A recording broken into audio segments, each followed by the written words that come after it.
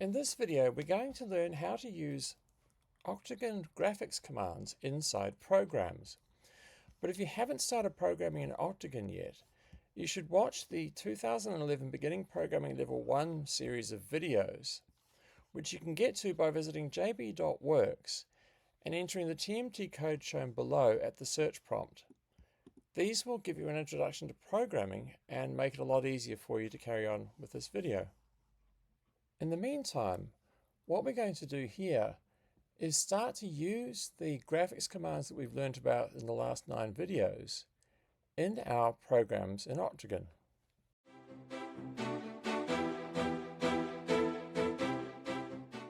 For this video, we're going to be using the PROG page. To get there, make sure you've logged into your dashboard and adopted a JackBord, and then click on the play icon, and that will take you here. Then we click on the PROG icon at the left there, and this brings us to the program page. And this is where you write programs. And in order to use the show page, we need to click on the show tab. And finally, if these two numbers here are 0, just click on the refresh button and that will update them, because these tell you how big the graphic display area is on the right hand side of the PROG page. So now we're ready to run programs, and what we're going to do for the rest of this video is basically go through a series of program examples so that you can get an idea as to how to use the graphics commands inside your Octagon programs.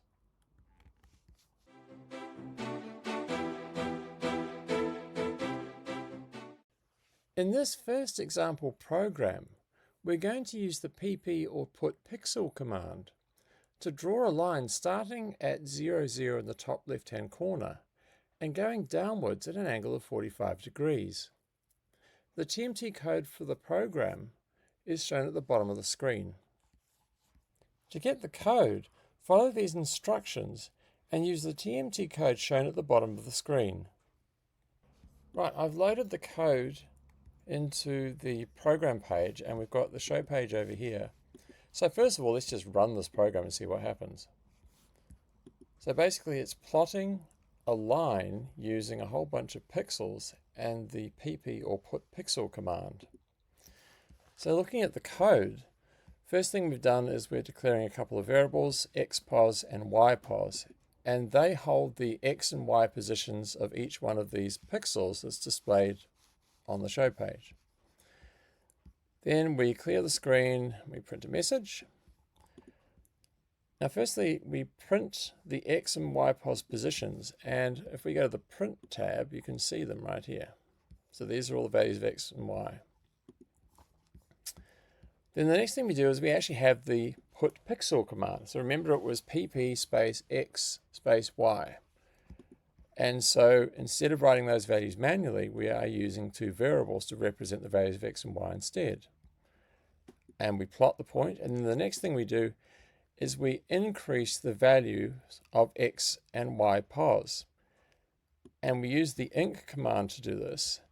And by having this 10 at the end, what it means is that instead of incrementing the value of x and y by 1, which is the default behavior, it will actually increment it by 10.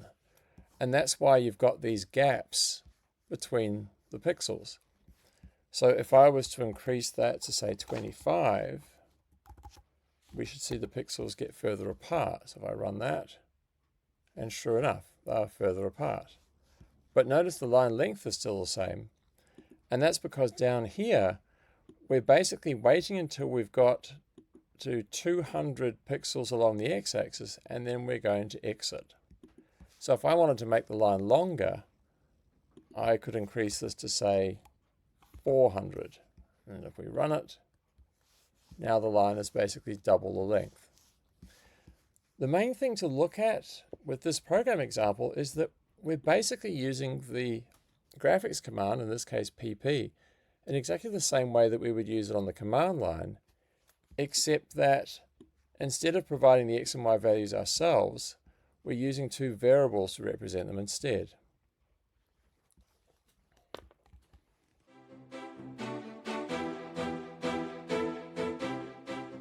In this next example, we're going to play around with some more graphics commands and basically see how we can use them inside an Octagon program.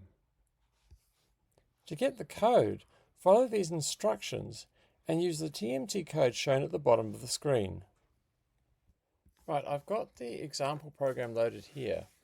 So what we'll do is, before I go through the code, what we'll do is we'll just run it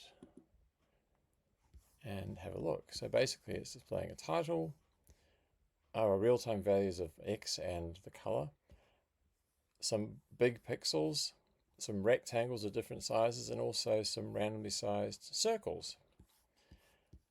So looking at the code, the first two variables we've got are xpos and ypos, which is basically x position along here and y position down. Then this next variable holds color. So in Octagon, you can represent basic colors from 0, which is off, up to 15. And so we're essentially using that color variable to hold an integer number, which will be between 0 and 15. Then in the PROG start task, we clear the screen and we display the title. So that this code is basically displaying the title here. Then the next thing we go to is the main program loop. So the first thing we look at is we are displaying value of X and the current color, which is what you see here when you run the code. And that's the PTL command.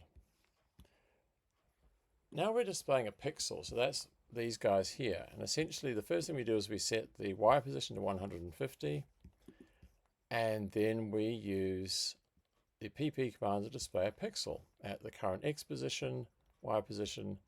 We've made it 10 pixels wide. Now if you look here, the fill color is actually set by the color variable, and that's why they're all different, and we'll see that in a minute. Then the next thing we do is we come down and we display a square, and again we display it starting at xpos, ypos, and use the color to set the size of the sides of the square, because remember I said that the color goes between 0 and 15, so the value of color is always going to be between 0 and 15, and that's why we've got these different size squares. And likewise, we're doing the same thing with the circle, except that we're doing it at ypos 250. And we are using the color to set the radius. And because the radius is half the width of the circles are bigger than the squares. Now we've been talking about the color variable. So you can see here that we have the rand function is generating a random number between 1 and 15 and storing it in the color variable. And that's why these squares here are random colors and these squares and circles are random sizes. And then we come to the value of xpos. So we're incrementing xpos by 25 every time we run the main program loop. So by default, increment will only increment by 1, but because we put the 25 in there, it's going to increment by 25, which is why each of our squares and circles are 25 pixels apart. And then finally we need to stop at some point. So what this is saying is that once the X position gets greater than or equal to 400, we exit the program. And that's how this program works. So if I run it,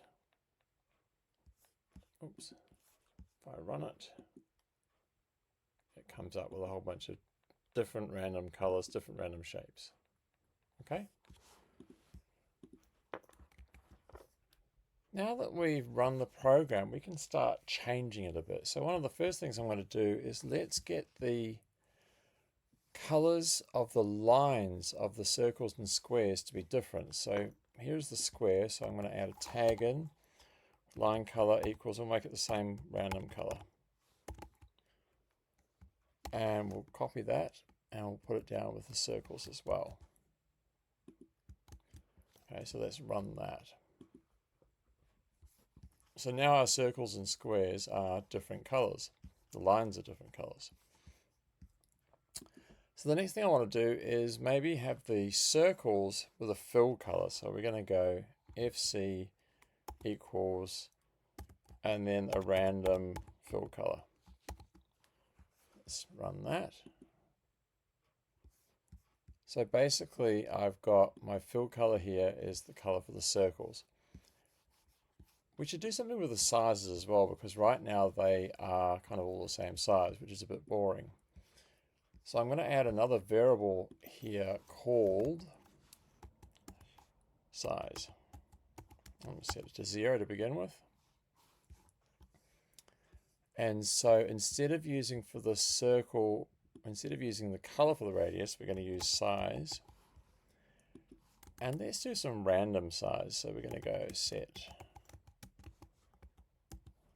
random circle size. So we go rand, and let's say that we want our circles to be between 25 and 150 pixels, and then we'll put that inside size in the size variable. So now what we've done is we've said that the radius of our circles will be a random number between 20 and 150. So let's run that and see how it goes. So the first thing you'll notice is that yes, indeed, our circles are different sizes. But you'll also notice that they are covering up the other shapes. So there's actually another property we can use called opacity. And what opacity does is it changes your ability to see through something, how transparent it is. So a solid metal sheet is very opaque. You can't see through it at all. A sheet of glass on the other side has a very low opacity, so you can see through it really clearly. And then something like a slightly frosted window is kind of in between. So we're going to go OP is equal to 0.5, which is about half opacity. So that means that our circles won't be completely opaque, and we should be able to see some of the other shapes through them. And there we go. So we can actually see the other objects through the circles. And I can reduce the opacity even more, maybe go to 1/4. So opacity goes from 0, which is completely see-through, to 1, which is you can't see through it at all. And so right now I'm 1.25, I set it to 1.1 rather, and you can see the circles get quite subtle. So this has been some more examples of how you can use the graphics commands in Octagon. Have a play and see how you get on.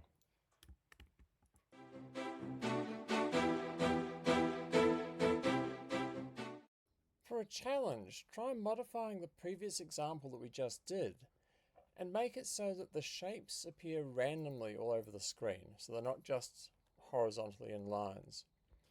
Another thing you can try is to create a program that will plot a sine wave. And finally, experiment with the opacity or the OP tag, because that gives you a lot of power in terms of how you display things, and potentially you could even use it for games.